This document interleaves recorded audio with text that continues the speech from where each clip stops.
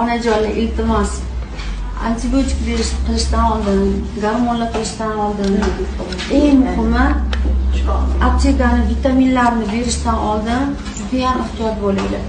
Eng xavfli narsa bu aptekaning vitaminlari bo'ladi. Haqiqatan xavfli narsa hisoblanadi. Siropligi eng xavfligi. Jelatinli vitaminlar eng xavfligi.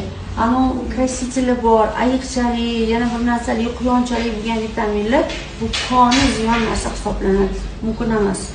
Alohida vitamin berasizlar, lekin oldin yaxshilab bolani organizmini gijjalardan, qurtlardan, infeksiyalardan tozalab olish kerak. Ana undan keyin alohida mikroelementlar berasizlar. Kerakli mikroelementlar. Bu birinchi o'rinda kalsiy, magniy, D vitamini ham ehtiyot bo'lish kerak. Organizmni tozalab, jigar o't yo'llarini to'g'irlagandan keyin